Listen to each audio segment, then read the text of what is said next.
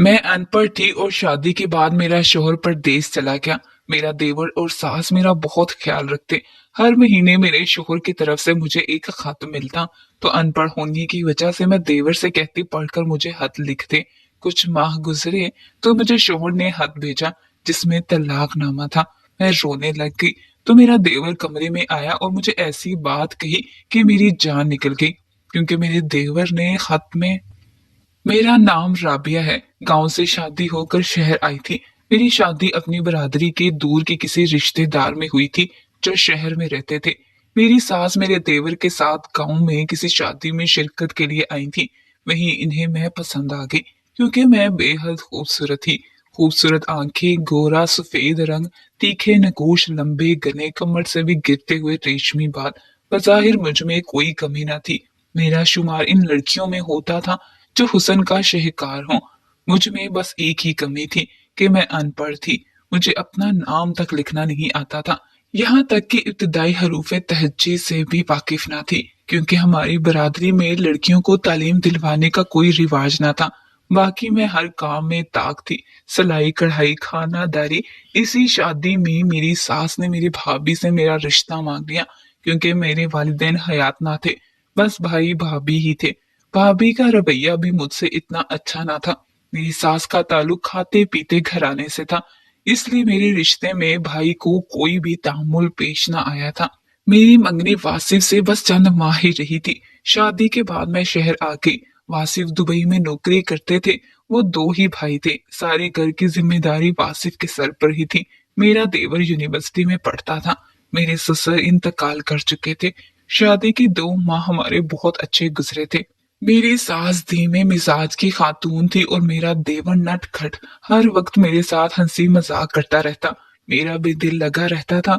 वासिफ की संगत में गुजारे 2 माह मेरी जिंदगी के हसीन दिनों में से थे, इसलिए इनके जाने का सोचकर मेरा दिल उदास होने लगा था। वासिफ खुद भी बेहद चुप चुप से थे। कहने लगे कि मेरे सर पर बहुत जिम्मेदारियां हैं राबिया। असद की पढ़ाई मुकम्मल हो जाए, इसकी अच्छी नौकरी लग जाए तो मैं दुबई से वापस आ जाऊंगा। समझ लो कि चंद साल तुम्हें मेरी जुदाई बर्दाश्त करनी होगी। ये मैं भी समझ रही थी कि वो किस दिल से वापस जा रहे हैं। वासिफ को मैंने मुस्कुराकर रुखसत किया था। मैंने अपने घर में ही अपना जी लगा लिया था। घर की सारी जिम्मेदारी मैंने संभाल ली थी।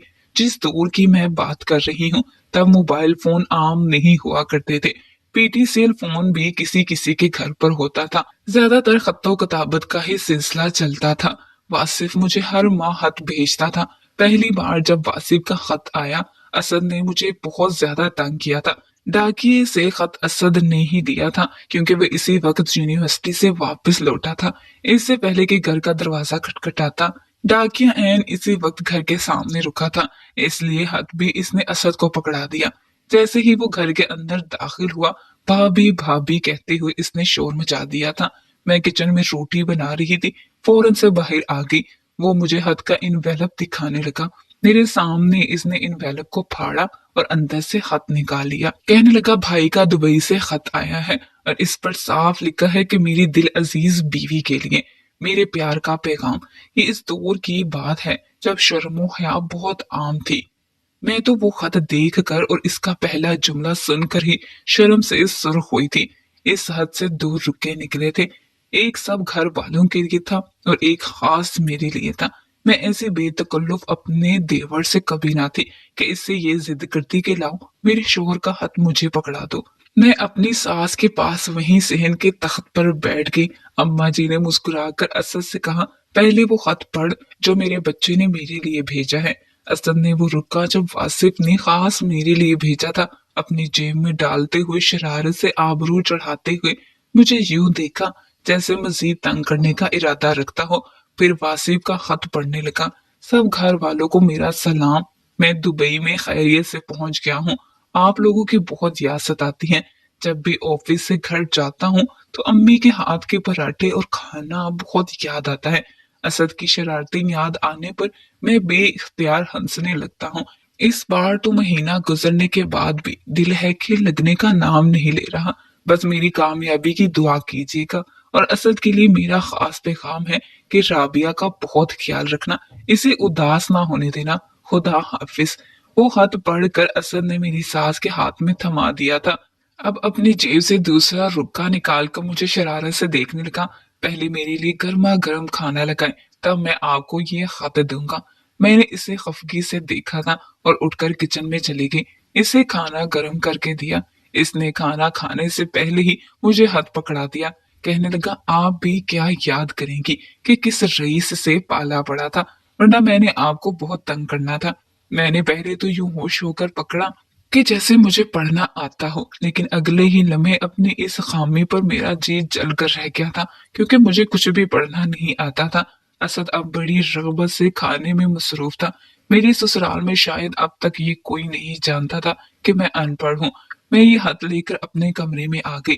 मैंने वो खत खोला तो इसमें वासिफ की लिखाई बड़ी शानदार थी। मुझे लगा जैसे अल्फाज ना हो, सफेद कागज पर नीले रंग के मोती बिखरे हुए हों। बेइख्तियार मुझे वासिफ बड़ी शिद्दत से याद आए थे। मेरी आंखों से आंसू झलक गए। मैं इस खत को अपने लबों पर लगाकर वासिफ के हाथ का लम्स महसूस करने लगी थी। मुझे लगा इस तहरीर में मेरे शोहर की खुशबू रची बसी है। मुझे इस वक्त अपनी जहालत पर जी भर कर दुख हुआ था। अब मैं ये सोच रही थी कि कौन मुझे ये खत पढ़कर सुनाएगा। असद का ख्याल मुझे सबसे पहले आया था, लेकिन न जाने वासिफ ने मुझसे कैसी मोहब्बत का इजहार किया हो। वो बातें मैं असद के मुंह से कैसे सुन सकती थी। मुझे ढेरों शर्म आई थी। मैंने वो खत अलमारी में रख दिया, लेकिन दिल बेकरार को कहाँ चैन था। पूरी रात कई बार मैंने उठकर वो खत लेकर खोलकर देखा था। अगले रोज मैंने सोच लिया कि असद मेरे छोटे भाई जैसा ही तो है, इसीलिए पढ़वा लेती हूँ। अगर मेरी कोई ननद होती तो वो पढ़ देती। इसलिए जैसे ही असद यूनिवर्सिटी से लौटा, मैंने खाने के बाद असद को अपनी मजबूरी बताई थी। वो मुझसे कहने लगा, आपने क्यों तालीम हासिल नहीं की भाभी, ये तो बहुत जरूरी होती है। ऐसा करता हूँ मैं आपको उर्दू पढ़ना सिखा देता हूँ ताकि आप खुद हद पढ़ सके। लेकिन मुझ में इतना सब्र कहाँ था। मैंने कहा, वो बात की बात है, तो मेरे लिए मेरे छोटे भाई जैसे हो, इसलिए मुझे हद पढ़कर सुनाओ कि वासिफ ने क्या लिखा है। पहले तो वो इनकार करने लगा कि मैं कैसे आपकी प्राइवेसी पढ़ सकता हूँ, लेकिन फिर मेरे कहने पर वो राजी हो गया। मैंने इसे हथ ला कर दिया तो इसने पढ़ना शुरू किया। अजीज जाने मन, अस्सलामु अलैकुम। आज पहली बार किसी लड़की के लिए कलम उठाया है, और वो भी तुम्हारे लिए। सच पूछो तो तुम्हारे लिए लिखने के लिए जब कलम उठाया तो तुम्हारा सभी चेहरा मेरी आंखों के सामने आ गया था। मेरे चेहरे पर मुस्कान सी सज जाती है। इस बार मेरा दिल परदेश में एक पल नहीं लग रहा। जी तो चाह रहा है कि खत के साथ खुद भी तुम्हारे पास पहुंच जाऊं, लेकिन कस्बे मुआश मेरे पाँव की जंजीर बन चुका है। बस अब इस वक्त का इंतजार है जब असद अपने पाँव पर खड़ा हो जाए। इसकी नौकरी लगते ही मैं वापिस लौट आऊंगा। अपना बहुत सा ख्याल रखना, फकत वासिफ हुसैन। असद ने खत पढ़कर मुझे पकड़ा दिया। फिर कहने लगा, अगर आपने जवाबी खत भी भेजना हो, बंदा ताबेदार है। इसने सीने पर हाथ रखकर बड़े अदब से मुझसे कहा। मैं भी मान गई, लेकिन वासिफ से कहती क्या। बहरहाल चंद दिन तो मैं हर वक्त तस्वुर में वासिफ के लिए खत में लिखे जाने वाले जुमले ही तरतीब देती रही। फिर एक दिन असद से खत लिखवाया, और बस चंद सत्रों की खैर हैरियत के बाद ये समझ नहीं आ रहा था कि अपनी मोहब्बत का इजहार देवर से कैसे लिखवा सकती हूँ। इसलिए मुझे चुप होना पड़ा। कुछ देर वो मुझे यूं तो जब होते देखता रहा। फिर कहने लगा, जब आपने मुझे अपनी सहेली बना ही लिया है तो बेफिक्र रहें। आप मुझसे जो चाहें आप कह सकती हैं। मैं आपकी बात को राज ही रखूंगा। वो शायद मेरी सबसे बड़ी गलती थी जो मैंने असद की बात का एतबार कर लिया। मैंने पहले तो अपनी आंखें बंद की और अपना रुख भी असद की जानिब से दूसरी तरफ बदल लिया। अब वो मेरे अकब में था। मैं असद की तरफ देखकर वो सब नहीं लिखवा सकती थी जो मैं वासिफ से कहना चाहती थी। फिर मैंने भी बंद आंखों में वासिफ का तस्वुर बांधा और जो कुछ इनसे कहना चाहती थी वो सब कह दिया। ये सोचे समझे बिना कि मेरे और वासिफ के बीच वो बातें असद भी सुन चुका है। इस वक्त तो असद ने भी मेरी बात की लाज रखी थी, और खत खत्म होते ही खामोशी से मेरे कमरे से बाहर निकल गया। दोबारा इसने मुझसे खत के हवाले से कोई बात नहीं की थी। अब तो ये सिलसिला जारी सा हो चुका था। मैं असद से ही खत लिखवाती और पढ़वाती थी, लेकिन मैंने महसूस किया कि अब असद का रवैया मुझसे कुछ बदलने लगा था। एक बार मुझसे कहता, मुझे आम जैसी खूबसूरत और बाहया लड़कियां बहुत अच्छी लगती हैं। आप भाई के नाम पर भी ब्लश होने लगती हैं, जैसे वो सामने खड़े हों। मैं इसे इस बात पर घूरती तो वो हंसने लगता। मुझे कहता, मेरे लिए अपने जैसी ही लड़की ढूंढिएगा, वरना मेरा किसी और लड़की से गुजारा मुश्किल है। मैं इसके मजाक पर मुस्कुराने लगती। दिन यूं ही गुजर रहे थे कि एक दिन अचानक से, इन्हीं दिनों मेरी सास की अचानक से तबीयत खराब हो गई। इसके सीने में दर्द की लहरें सी उठने लगी थी। मैं और असद इन्हें हॉस्पिटल ले गए। मेरी सास को माइनर सा हार्ट अटैक हुआ था। इस दिन असद बहुत रोया था। वो छोटा था तो मेरी सास का बहुत लाडला था। इसके बाद से वो कुछ संजीदा सा भी हो गया। मैं अपनी सास का बहुत ख्याल रखने लगी थी और असद भी इन्हें दवाएं वक्त पर खुद खिलाता था। मैंने असद से कहा भी कि वो मेरी सास की कैफियत वासिफ को बता दे, लेकिन इसने कहा कि वो परदेश में है, बेहद परेशान हो जाएंगे। इनका बॉस बड़ा सख्त मिजाज है, इन्हें छुट्टी नहीं देता। काफी दिनों से वासिफ का भी कोई खत नहीं आया था। एक बार असद घर आया तो इसकी आंखें न जाने किस जज्बे के तहत सुर्ख हो रही थी। चेहरे की रंगत भी उड़ी हुई थी। मैंने पूछा, तुम्हें हुआ क्या है? तो कहने लगा, कुछ नहीं। मैं आपको हर बात का जवाब नहीं दे सकता। न जाने इसे हुआ क्या था। इसकी आंखों में नमी सी थी। मैंने कहा, बताओ मुझे, तुम्हें क्या हुआ है? मुझे लग रहा था जैसे कुछ हुआ था। फिर मुझसे नजरें चुराने लगा। कहने लगा, यूनिवर्सिटी में मेरी किसी से लड़ाई हो गई थी। मुझे अभी भी इस शख्स पर गुस्सा आ रहा है, इतना कि बर्दाश्त नहीं हो रहा। और जब मुझसे गुस्सा बर्दाश्त नहीं होता, मेरी आंखें सुर्ख होने लगती हैं। मैंने इससे बहुत पूछा कि इसकी लड़ाई किस बात पर हुई थी, लेकिन इसने मुझे नहीं बताया। दूसरी तरफ 2 माह हो चुके थे, लेकिन वासिफ का कोई खत नहीं आया था। मुझे परेशानी सी लाहक थी। मैंने असद से भी पूछा कि वासिफ की कोई डाक नहीं आई, तो कहने लगा, मुझे लगता है भाई ने वहां दूसरी शादी कर ली होगी। इसने शायद ये बात मजाक से कही थी, लेकिन कही बड़े संजीदा शक्ल बनाकर थी। मैंने माथे पर गुस्से से बल डाले। इसे घूरा तो वो जरा सा मुस्कुरा दिया। कहने लगा, आ जाएगा भाई का खत, आप क्यों इतनी परेशान है? मैंने कहा, पिछले 3 माह से एक खत नहीं आया। मुझे परेशानी तो होगी। अब तो मुझे तरह तरह के वसवसे डराने लगते थे कि कहीं उन्होंने सच में ही किसी मेम से शादी ना कर ली हो। पूरे 4 माह बाद वासी का खत आया था, लेकिन इस बार इनका एक ही खत आया था और साथ कुछ कागजात थे। और वो खत मेरे लिए क्यामत साथ लाया था। मुझे नहीं मालूम था कि मेरा कसूर क्या था, लेकिन वासिफ मुझे तलाक दे चुके थे। ये खबर मुझ पर क्यामत बनकर टूटी थी। मुझे ये खत असद ने मेरे कमरे में ही मुझे सुनाया था और मैं हक्का बक्का इसकी शक्ल देख रही थी। खत में लिखा था, वासिफ वहां किसी और लड़की से शादी कर चुके हैं और अब वापस पाकिस्तान आने का कोई इरादा नहीं है, इसलिए मुझे भी आजाद कर दिया है ताकि मैं भी अपना घर बसा लूं। इस खत के साथ मेरा तलाकनामा भी था। मैं तो यूं थी जैसे पत्थर का मुजस्मा। असद भी बेहद परेशान हुआ था। मैं ना रो रही थी ना बोल रही थी। अब तक के वासिफ के सारे खत मैंने किसी कीमती असासे की तरह खुशबू लगाकर संभाल रखे थे।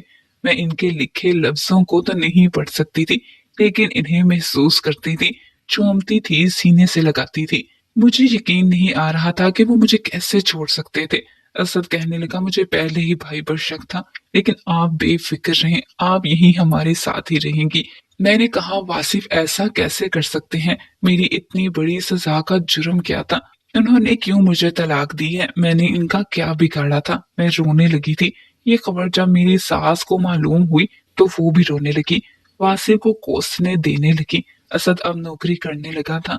बताने लगा कि जब से मेरी नौकरी लगी है, भाई ने खर्चा देना छोड़ दिया है। वो शायद इसीलिए बात नहीं कर रहे थे। इद्दत मैंने वहीं अपनी सास के पास ही गुजारी थी। वो मुझे बेटी की तरह से चाहती थी, लेकिन मैं कब तक और किस रिश्ते से वहां रह सकती थी? मैंने असद से कहा कि मेरे घर वालों को खत लिख दे कि मुझे आकर ले जाए। वो कहने लगा, आप क्यों जा रही हैं? आप मत जाएं, अम्मी बिल्कुल अकेली रह जाएंगी। मैंने कहा, यहाँ जिस रिश्ते से थी वो खत्म हो चुका है, मुझे यहाँ नहीं रहना। वो मुझसे कहने लगा, जब भाई को आपकी परवाह नहीं है तो आप क्यों इनकी खातिर खुद को सजा दे रही हैं? आपके भाई भाभी आपको कभी भी आप सुकून से रहने नहीं देंगे। मैंने कहा, मैं यहाँ अब किस रिश्ते से रह सकती हूँ? वो कहने लगा, मेरी बीवी की हैसियत से। इसकी बात ही कुछ ऐसी थी कि मैंने असद के मुंह पर थप्पड़ दे मारा। मैंने कहा, तुमने ये सोचा भी कैसे? मुझे यहाँ नहीं रहना, मैं वापस अपने गांव चली जाऊंगी। वो कहने लगा, लेकिन मैं आपको बेआसरा नहीं छोड़ सकता। आपका कोई भी कसूर नहीं है, फिर आपको सजा क्यों मिले? मैंने कहा मैं ये नहीं कर सकती। ये कहकर मैं अपनी सास के कमरे में चली गई। मैंने कहा मुझे मेरे घर भिजवा दे, मैं यहाँ नहीं रहना चाहती। लेकिन मेरी सास ने मेरी मिन्नत समाजत शुरू कर दी। कहने लगी, वासिफ को मैं अब कभी माफ नहीं करूंगी, इसे घर पर भी नहीं आने दूंगी। लेकिन अगर तुम गांव चली गई तो गांव के रस्म और रिवाज के मुताबिक तुम्हारी जिंदगी यूं ही गुजर जाएगी। वो कभी तुम्हें दोबारा जीने का हक नहीं देंगे और मैं तुम पर ये जुल्म होते नहीं देख सकती। इसलिए असद से निकाह कर लो, मैं तुम्हारे आगे हाथ जोड़ती हूँ। मैं असद से कभी भी ऐसा रिश्ता जोड़ना नहीं चाहती थी, लेकिन अपनी सास के सामने मैं बेबस सी हो गई थी। मेरा निकाह असद से सादगी से हुआ था। असद मेरी जिंदगी में शामिल हो चुका था, लेकिन दिल में नहीं। जब वो रात मेरे कमरे में आया तो मैं इस वक्त भी रो रही थी। इसे देखकर अपने आंसू साफ करने लगी। मैंने कहा मैंने ये रिश्ता मजबूरी में जोड़ा है, मेरे दिल में इसके लिए ऐसे कोई जज्बात नहीं है। इसने मुझसे कहा कि जब मैं जिंदगी में आ गया हूं तो दिल भी बदल जाएगा और जज्बात भी। वक्त यूं ही गुजरने लगा था। मैं अब चुप चुप सी रहने लगी थी। असद मेरा बहुत ख्याल रखता था, लेकिन पहले जैसा वो भी नहीं रहा था। रात देर तक जागता रहता, सिगरेट पीता रहता। मुझे भी इसकी कोई परवाह नहीं थी। मैंने कभी इसे वो मोहब्बत नहीं दी थी जिसका वो हक रखता था। बस एक फर्ज जो मैं मजबूरन निभा रही थी। 1 साल बीत गया था। असद ने बहुत चाहा कि मैं इसके साथ अपना रवैया बदल लूं, लेकिन मैं इसे समझौता भी नहीं कर पा रही थी। वो सिगरेट अब बहुत ज्यादा पीने लगा था। एक बार मैं इसकी अलमारी से कपड़े निकाल रही थी कि एक लड़की की तस्वीर इसके कपड़ों से नीचे गिरी थी। जब मैंने वो तस्वीर देखी, वो अपनी यूनिवर्सिटी में इस लड़की के साथ खड़ा था। इन्हें देखकर लग रहा था जैसे वो दोनों एक दूसरे को पसंद करते हो। रात मैंने वो तस्वीर इसके सामने रख दी। मैंने कहा ये क्या है? कहने लगा कुछ नहीं। इसने वो तस्वीर फाड़ कर फेंक दी। कहने लगा मेरा माजी था जो आपसे निकाह के बाद खत्म हो गया। मैंने कहा जब तुम किसी और से मोहब्बत करते थे तो फिर मुझसे शादी क्यों की? मैं कौन सा तुम्हारे साथ खुश हूँ? तुम्हें इसी लड़की को अपनाना चाहिए था जो तुम्हें मोहब्बत दे सकती। मुझे इस शख्स की समझ नहीं आ रही थी कि वो क्यों खुद को बर्बाद कर चुका था। कहने लगा इसलिए कि आपको मेरी जरूरत थी। इस लड़की से कोई भी शादी कर सकता था, लेकिन आप बर्बाद हो जाती और मैं ऐसा नहीं करना चाहता था। इसलिए अपने दिल की सुनने की बजाय वो किया जो मुझे करना चाहिए था। मैं इसे हैरत से देखने लगी। वो ये कहकर चला गया। मुझे ये बात समझ नहीं आ रही थी, इसने मेरी खातिर ये सब क्यों किया? सिर्फ इसलिए कि इसके भाई ने मुझे तलाक दे दी है? मुझे नहीं लगता था कि वजह सिर्फ ये है। वजह कोई और भी थी, क्योंकि चुप तो वो भी रहने लगा था। इतने सिगरेट पीने लगा था कि पूरी डिबिया एक दिन में ही पी जाता था। मेरी अब मोहल्ले के कई घरों में दोस्ती हो चुकी थी। एक बार पड़ोसन की बेटी जिसने अभी मैट्रिक किया था मुझसे मिलने आ गई। मेरे जहेज के जोड़े देख रही थी जो मैंने अभी तक पहने ही नहीं थे। पहले वासिफ का इंतजार था कि वो कब आए और कब मैं भी अपने दिल में दबी ख्वाहिशात को पूरा करूं, लेकिन अब तो दिल ही शायद मर चुका था। वो लड़की इन जोड़ों को वापस अलमारी में रखने लगी तो वो सारे खत जमीन पर गिर के जो वासिफ मुझे भेजते थे, वो लड़की इनको खोलकर पढ़ने लगी। मैंने कहा अब ये बेईमानी से है। वासिफ ने तो अपना दूसरा घर बसा लिया है, लेकिन एक खत पढ़कर इस लड़की की रंगत बदली थी। वो मुझे बेयकीनी से देखने लगी। कहने लगी आप भी, आपने ये खत नहीं पढ़ा कि क्या लिखा है इसमें? मैंने कहा मुझे कहाँ कुछ पढ़ना आता है। वो असद ही मुझे सारे खत पढ़कर बताता था। कहने लगी वासिफ भाई ने कोई शादी वादी नहीं की और ना ही आपको तलाक दी है। जो हकीकत मुझे इस लड़की ने बताई, मेरे पैरों तले जमीन निकल चुकी थी। मुझे लगा मेरा दिल धड़कना भूल चुका हूँ। असद ने ये क्या कर दिया था मेरे साथ? इतना बड़ा सच इसने मुझसे छुपाया था। मैं फूट फूट कर रोने लगी। रात को जब असद आया तो मैंने वो खत इसके सामने रख दिया। मैंने कहा इसे पढ़ो और बताओ इसमें क्या लिखा है। इसने वो खत देखा और कहा तलाक के बारे में लिखा है और आपने अब तक ये खत क्यों संभाल कर रखे हैं? जलाकर फेंक दे इन्हें। मैंने कहा तुमने मुझसे इतनी बड़ी बात छुपाई असद, क्यों? क्यों तुमने मुझसे सच छुपाया कि वासिफ ने दूसरी शादी कर ली है? क्यों कहा उन्होंने मुझे तलाक दे दी थी? क्यों झूठ बोला मुझसे? मेरा शोहर मर चुका था और तुमने इतना बड़ा सच मुझसे छुपाया। मुझसे, अपनी माँ से। हम दोनों इन्हें बुरा भला समझते रहे, लेकिन वो तो दुनिया में थी ही नहीं। मैं रोने लगी। इस लड़की ने हाथ में ये पढ़कर बताया था कि जो वासिफ के दोस्त ने भेजा था कि वो समुद्र में डूबकर मर चुका था। इसकी डेड बॉडी इस कंडीशन में नहीं थी कि पाकिस्तान भेजी जा सकती। असद की आंखों से भी आंसू जारी हो गए। कहने लगा, अम्मी ये गम कभी भी सह नहीं सकती थी राबिया, खुदा के लिए इन्हें कुछ मत बताना। भाई का इंतकाल इस वक्त हुआ था जब अम्मी को हार्ट अटैक हुआ था, इसलिए मुझे ये खबर छुपानी पड़ी। आपको भी ये खबर नहीं सुना सकता था, वरना आप जितनी मोहब्बत भाई से करती थी, बेवकी की चादर पहने अपनी जिंदगी बर्बाद कर लेती। मैं नहीं चाहता था कि मेरी वो भाभी, जिसने सिर्फ 2 माह इस शोहर की संगत में गुजारे थे, इसकी याद में रोते हुए सारी जिंदगी गुजार देती। इसलिए मैंने आपसे छुपाया। और अब भी आपके सामने हाथ जोड़ता हूँ, अम्मी से कुछ मत कहिएगा, वो सह नहीं पाएंगी। अभी वो बेशक वासिफ भाई को बुरा भला कहती हैं, लेकिन इनके अंदर ये तो है कि वो जिंदा है। अगर इन्हें भाई की हकीकत पता चल गई तो वो सह नहीं पाएंगी। मैंने इसीलिए ये सच अपने सीने में दबा के रखा था। हर खत में भाई मुझसे यही कहते थे, मेरी राबिया का ख्याल रखना, असद इसे कभी भी रोने मत देना। मैं आपको कभी भी बेआसरा नहीं छोड़ सकता था, इसलिए अपनी मोहब्बत की कुर्बानी दे दी, लेकिन आपने मुझे कभी दिल से कबूल नहीं किया। राबिया, मैं अब थक चुका हूँ। मुझे एक ऐसे साथी की जरूरत है जो मुझे भी इस काम को भुलाने के लिए सच्ची मोहब्बत दे, जबरदस्ती का रिश्ता ना निभाए। पहली बार मैं असद को यूं आंसू बहाते देख रही थी। वो मेरे सामने खड़ा मुझसे इल्तिजा कर रहा था। मैं पहली बार खुद से इसकी जानी बढ़ी थी, इसके साथ लगकर रोने लगी। पहली बार वो मेरे साथ लगकर बेतहाशा रो रहा था, वरना बड़े जब्त से अब तक इसने इस घर को संभाला था, लेकिन आज शायद थक चुका था। इसने भी मेरे लिए अपनी मोहब्बत को छोड़ा था, जो इसके लिए आसान तो नहीं था। इसलिए मैंने सोच लिया कि इसे वो मोहब्बत दूंगी जिसका वो हक रखता है।